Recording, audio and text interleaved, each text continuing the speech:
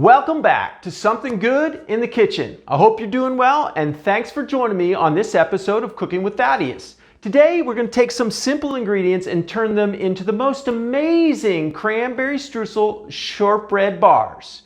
We're going to have an ultra-rich crust with a tangy cranberry apple filling and a show-stopping streusel topping guaranteed to be a crowd pleaser at your next get-together.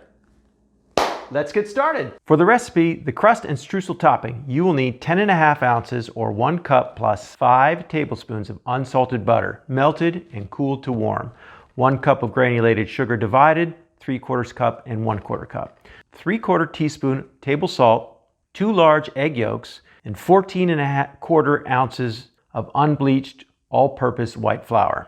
That's 3 cups plus 3 tablespoons. For the cranberry filling, you'll need 8 ounces of fresh or frozen cranberries, picked over, rinsed, and drained. 1 large gala, fuji, or honeycrisp apple, cored, sliced, and diced into 1/4 inch or less. 3/4 cup of granulated sugar, and optional 1/4 cup of Grand Marnier liqueur. Note, a good substitute for the cranberries is 2.5 cups of raspberries. Step 1, gather your equipment. You will need 2 medium-sized saucepans, a cutting board, a sharp knife, a fork, a whisk, a heat-proof spatula, a metal spatula, measuring cups and measuring spoons, and a 10-inch round springform pan. A 9x9 square pan is a good substitute. Step 2, melt the butter in one of the saucepans on low heat. Once melted, remove from the heat and cool till warm. Add 3/4 cup of the granulated sugar and the 3/4 teaspoon of salt to the melted butter, and use the spatula to mix the ingredients. Step 3, separate 2 large egg yolks and save the whites for use in a future recipe. Egg whites can be frozen and then thawed later for adding to an omelet. Whisk the egg yolks and butter to make a smooth batter. Step 4, add the flour 1 cup at a time and use the spatula to mix into the batter. Mix the dough until all flour is combined. You will have a nice stiff dough with no streaks of flour. Step 5, place 2 cups of the dough into the pan and use a metal spatula to spread and flatten the dough evenly in the pan. Reserve the remaining dough for the streusel topping later. Use the fork to prick the dough all over. Refrigerate the pan for 30 minutes or 5 to 7 minutes in the freezer. Step 6, place a rack near the center and one near the top of the oven and preheat your oven to 325 degrees Fahrenheit. Place the cooled crust in the oven on the center rack